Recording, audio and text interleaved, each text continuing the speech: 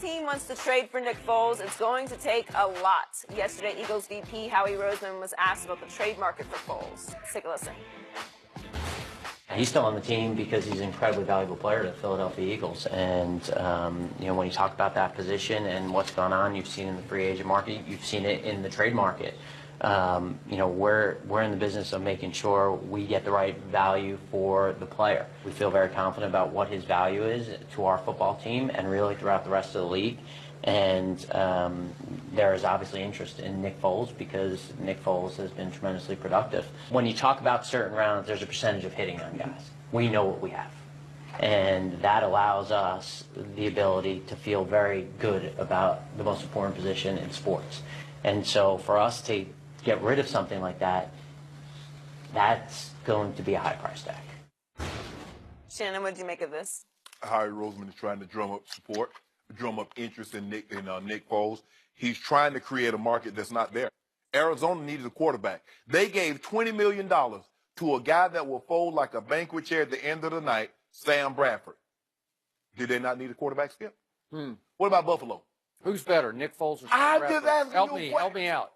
My point exactly. Thanks for making my point. Because he's way better than Sam Bradford. And they gave Sam Bradford $20 million. Who's better, Skip? Yeah, but Sam was free. You don't have to give draft picks for him. Skip. Right? If Nick Foles is that guy, what you just told me, I've heard you say it on several occasions, not only on this show, but on the old show. Again. Yeah. If the quarterback, it doesn't matter. There's not a price that you shouldn't pay if that guy, that's the most important position in sports. What? So how smart are the Arizona Cardinals?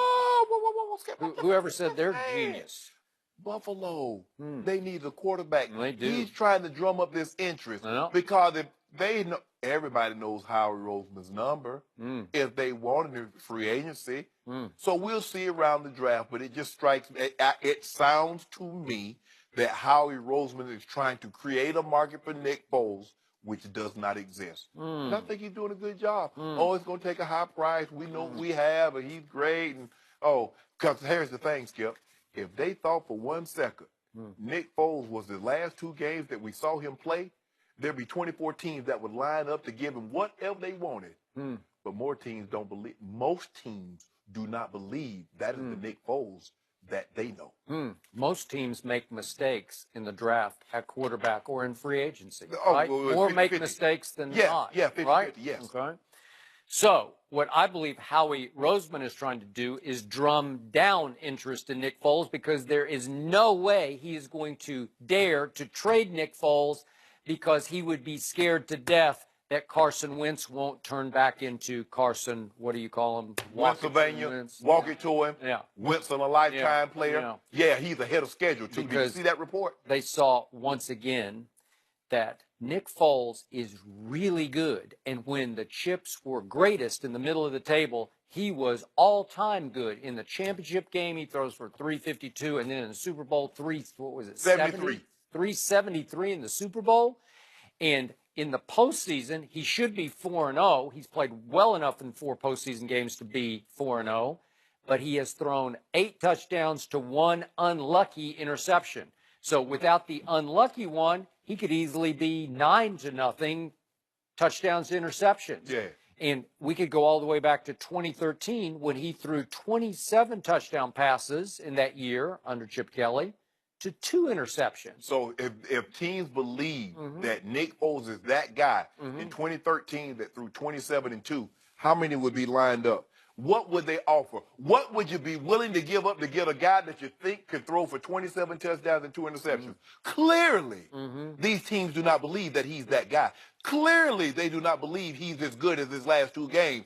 Therefore, he stays put. Or maybe clearly you don't know what somebody has did for Nick Foles that they have rejected, because it's highly possible there's no way they're going to give him up because he's way too valuable to them to give him away for 2 firsts and 2 seconds to somebody else. Ain't nobody giving him that. Huh? How do you know? Because I know, not Nick Foles. You might not know. Harris, this is what I envision Nick Foles. Great play, Carson. Yep. We want Foles. We want Foles. You're going to hear it's going to echo through your psyche next year early on. Game 2, 3, 4. because walk it to him is going to be throw it to him to the wrong team. No. You know what's going to happen? He's going to be coming better off. than ever. What did he do? He tore his ACL and his MCL? LC. Oh. And he'll have a schedule. Oh. Spending it. You saw him on Insta. Yeah. Spending it. Oh, well, I'm going to take that to my bank. He can spend it on Instagram. Whoa. Skip. Combine. Hold on. Time out, Skip. Yeah. They don't start the season tomorrow. Yeah. Do you realize 5 months away? You can't grasp the pressure. No quarterback, certainly a third-year quarterback, is about to feel as much pressure as this kid is going to feel, because the guy who was the Super Bowl MVP is going to be holding a clipboard waiting to come in. That's what he's supposed to do. Wait until he throws his first home interception, and he will throw one. Like you told me, Adam Vinatieri did his job when he made those game-winning kicks. Okay. Well, Nick Foles did his job. Did his job, but he was the quarterback. Hold on. It's much. Let me ask you a question. Do you believe they'd have been in that situation had Nick Foles been the quarterback the entire season? Yes, definitely.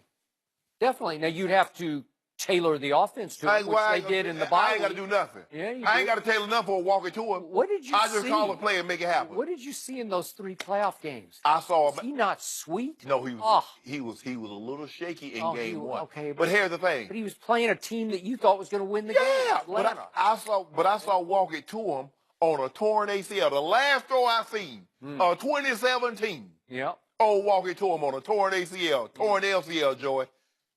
And then touchdown. Who came in that game here in Los Angeles against the Rams at the Coliseum and converted the 3rd and 8 to ice the game? Who did that? Wentz called a play.